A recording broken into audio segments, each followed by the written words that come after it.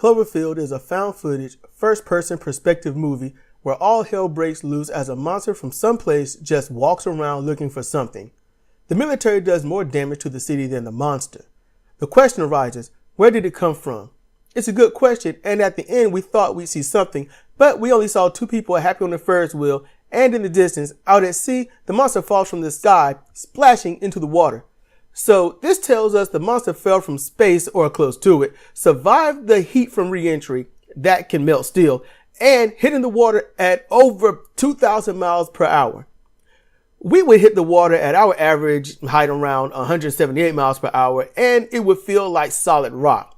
So you can only imagine what it felt like to the monster, which swam to shore by nightfall. Here's the thing. The military was on the creature not long after the first sign of destruction, Liberty's head rolling. Using the Cloverfield paradox, it's an easy bridge to say that the world's governments knew the resources for power were soon to go and had already built and set it in orbit the particle accelerator named Shepard. During one of the tests, it opened a rift and that one monster came through. It was confined to the United States of America, and U.S. officials blocked all chatter from reaching out to other countries. Call it an information kill switch. The video ends with the bombing of Manhattan. It wasn't nuclear because the tape survived. If nuclear, no one would have been able to retrieve it for a few decades, and by then, the footage would have been too corrupted to view. So then, we get 10 Cloverfield Lane, where a woman finds herself underground with people who are surviving, but they don't truly know what's going on. This takes place outside of Manhattan and a bit later. On the radio, power outages are covered up where the protagonist is T-boned by a truck off the road. She awakens underground where she must deal with bizarre discoveries while being fully protected by two people with their own agendas. No one knows what's happening on the surface, and her injury hampers most of anything she needs to do. There are many mysteries, and yet, once the surface is unveiled, we find that everyone was right, but none were accurate. The link comes from Manhattan. After the bombing, the creature, which survived re-entry, missiles, gunfire, bombs, and people's screams, had released lots of what everyone called fleas. These fleas, what I'm making up, were offspring. The creature was merely trying to nest, but resistance from the natives of Earth made it difficult to find a peaceful spot. The offspring of the creature, now breathing more oxygenated air, grew into new forms and spread out to the closest landmass. 10 Cloverfield Lane sparks the spread of the monster's outbreak and the new threat. The creatures slowly fed off nearby energy.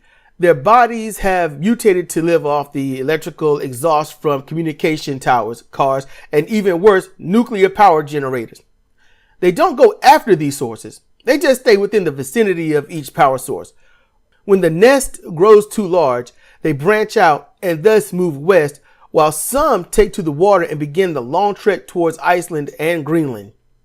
Each creature can produce the same amount of offspring as the original, 200 to 1,000, depending upon how much rest the parent can muster during gestation. The offspring are easy to kill in the first 2 hours as they have not developed the skin of their parent. Each generation gains in protection what their parents did not have that allowed them to feel pain. Internal strikes are key in their destruction, but the creatures gain wisdom at an alarming rate. The end of 10 Cloverfield Lane shows the widespread epidemic is not slowing, and it's time for anyone to fight, not just the military. By now, the Cloverfield station housing the particle accelerator called Shepard still looms in Earth's orbit, and by now has a unified agreement to get it going at all costs. The reason for the unification is due to each nation not only wanting the glory of getting the energy up, and not trusting the other side to not cause any issues to impede a rival nation. As known in 10 Cloverfield Lane, nations did not trust each other over the energy fluctuations. In this near future, one of the creatures has made it to the United Kingdom, where at the same time, the Shepherd and the crew vanishes from space into another reality that places the mission in jeopardy. On Earth, the creature spreads its offspring as the United Kingdom fight for its life. The cold, the richer oxygen, and close quarter living allows some of the offspring to grow twice the size of their predecessors. The nation's leaders blame each other for a while as war breaks out. The people follow suit and fight against fellow Earthlings in partisan support of their nation, while some remove their patriotism and simply want to survive. When Ava, the lone survivor of the Shepherd, lands in an open field covered in a thick mist, a UK military force collects her, practically interrogates her, while all she cares to do is find her husband. During this time, the husband, Michael, is informed of his wife's retrieval, and with his newfound friend, Molly, they face the outside to reunite with Ava, who is set free to hear the distant bombs, gunfire, and roars of the monsters. She doesn't know what else to do but to return home in hopes to find her husband is alive. During their journey, they both acquire a form of communication that does not allow them to talk to each other. They listen to the reports of the chaos that is spread around the world. All the while, the rendered information from the Cloverfield station is analyzed by the United Kingdom government and shared with their remaining ally, the United States of America. They go over everything that transpired in space and what they are seemingly and futilely up against. They send a message to all of their top donors to fund a new project. The project name is CELE, pronounced CELE. It stands for Cloverfield Extinction Level Event. And under the guise of it, they ask for financial aid of the people to support the building of the next generation of space-to-ground particle beams that have been proven to not only hurt the creatures, but kill them. They offer the other solution: superpollute the air, thus reducing their size, weakening their bodies to become susceptible to gunfire, and thus, and more regrettably, rendering the Earth's atmosphere unsuitable for human life. The people of all nations pour their money into the words of their governments as the CELE project gets underway. All nations' leaders give their support and thus are left in on the true intentions. The leaders, the wealthy, and the most important citizens in all fields will be allowed onto the Cloverfield space station, where they will use the failed method to transport themselves to the other Earth, where they will use the Shepherd to give them the energy they need in exchange for safe passage and retention of their positions of power. It's an offer that cannot be refused. On the ground, Ava and Michael listen to the radio chatter when Michael receives a call from his friend. He's told of the true agenda and told of a way to get on board and leave the Earth. Meanwhile, Ava finds a slightly overweight person hiding from a monster that stalks the area for food. The guy has a phone but doesn't use it unless it's an emergency. Considering over 8 billion people are having an emergency, he doesn't think he's going to get much help. Ava borrows his phone and calls her husband, hoping his phone works.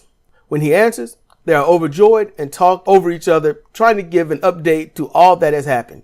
The guy tells Ava she needs to just listen and remove confusion. Taking a deep breath, she does and tells Michael to speak. After giving all the info, Ava tells the guy he's joining them. He says nothing and looks at his phone. Ava simply says, "You've got a friend now, and we're not food for these creatures." The guy gets up and introduces himself as Malik Baryon, comic collector, how-to video uploader, and lawn care. Ava introduces herself as lone wolf survivor of the Cloverfield station, wife, and soon-to-be mother of 2. He looks down at her and she tells him that it will be a long story.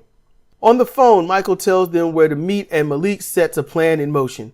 The monster is highly territorial, thus circling every 20 minutes. So after 5 minutes, they have a large window. The escape is easy as they have a large path to follow towards their destination. Just entering the path, the creature spots them and they really begin to hustle. Another creature attacks the nearing devourer and they do battle over territory, allowing them to escape. As night falls, they all meet up and rejoice. After soaking up the love, meeting respective companions, and receiving a call from Michael's friend, they know where to go next. The trip is deadly, but there's a military defense along the way, and mostly it's just babies. The team of 4 moves out and head towards their new destination. The sound of battle doesn't bother them. The sound of buildings crumbling gain attention as it could be something else. Soon they come across a group of survivors stocked full of guns and ammo. They're not hostile, but do offer them armament in exchange for a moment with Ava.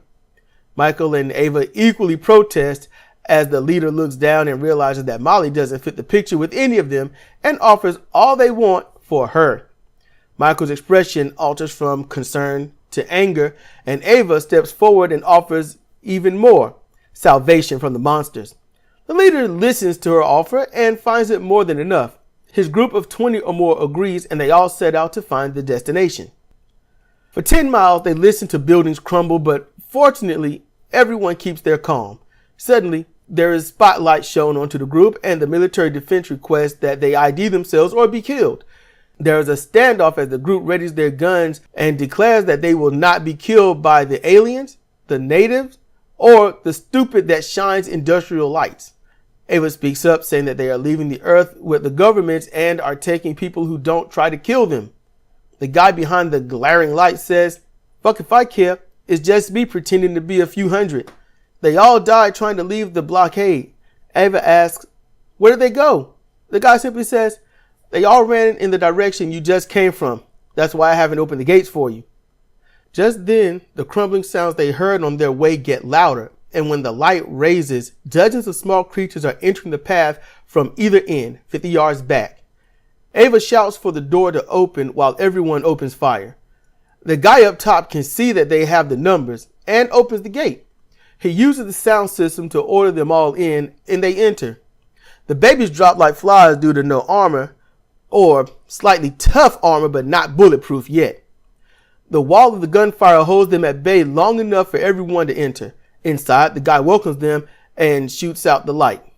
When asked why, he informs them that each time a set of babies failed, they called for the parent.